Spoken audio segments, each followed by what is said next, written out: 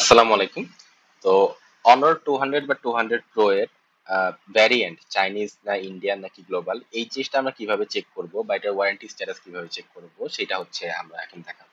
তো প্রথমে আমরা গুগলে imei.info লিখে সার্চ দিব। দেওয়ার পর প্রথম যে লিংকটা আসবে আমরা সেটাতে ক্লিক করে ঢুকে যাব।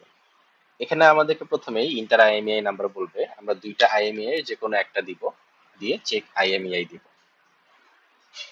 এটাতে আমাদেরকে প্রথমে আমাদের যে মডেলের ফোনটা এই ফোনটার বেসিক কিছু ইনফরমেশন দিবে, যেমন এটার স্মার্টফোন কবে রিলিজ হয়েছে, এটা অপারেটিং সিস্টেম কি, যেগুলো আমরা নর্মালি গুগলে ইন্টারনেটেই পেয়ে যাই, আমাদের এটা দরকার নেই। আমরা একটু নিচে চলে আসলে দেখতে পারবো এখানে বেসিক চেকস যেটা ফ্রি, তার নিচে আছে অনার ওয়ারেন্টি চেক। এটা শুধুমাত্র আমরা যে আইএমইআই দিয়েছি তার কারণে এটা অনারের ফোন হিসেবে ডিটেক্টেড হয়েছে, যার জন্য অনার ওয়ারেন্টি চেক অপশনটা আমরা দেখতে পাচ্ছি। তো আমরা যখন ওয়ারেন্টি চেকে ক্লিক করব তখন আমাদের নতুন একটা পেজে নিয়ে যাবে, যার একটু নিচেই আমরা দেখতে পাবো চেক অনার ওয়ারেন্টি লেখা। এখানে আমরা ক্লিক করার পরে ওয়েবসাইটটি আমাদের কাছ থেকে 20 সেকেন্ড টাইম নিবে, কারণ হচ্ছে অনরের যে অ্যাকচুয়াল ডাটাবেসটা ফোনের, সেই ডাটাবেস থেকে ও ডাটাগুলো এক্সট্রাক্ট করবে স্পেসিফিক ওই আইএমইআই নাম্বারটার জন্য। তো এই যে আমাদের রেজাল্টটা চলে এসেছে, আমরা উপরে চেক করতে পারবো honour warranty checking result for IMEI এত।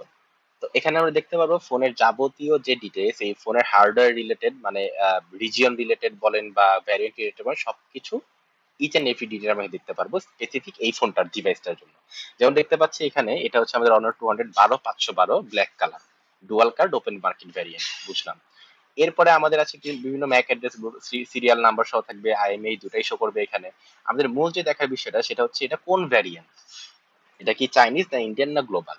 চাইনিজ ভ্যারিয়েন্টের সাধারণত ইস্যু হয় না, কারণ হচ্ছে চাইনিজ ভ্যারিয়েন্টটা ফোন বোঝা যায় খুললেই যেটা চাইনিজ নাকি ইন্ডিয়ান, ভিতরে সফটওয়্যারটাই থাকে হচ্ছে চাইনিজ। ইন্ডিয়ান আর গ্লোবালটার মধ্যে একটু কনফিউশন থাকে।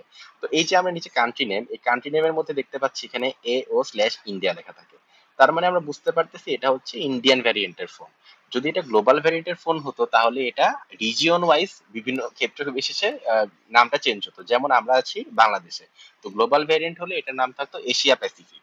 তো এশিয়া এশিয়া রিজিয়নের মধ্যে যে কান্ট্রি গুলো আছে তার জন্য গ্লোবালি যে ফোনটা লঞ্চ করা হয় তার কান্ট্রি নেমে থাকবে এশিয়া প্যাসিফিক।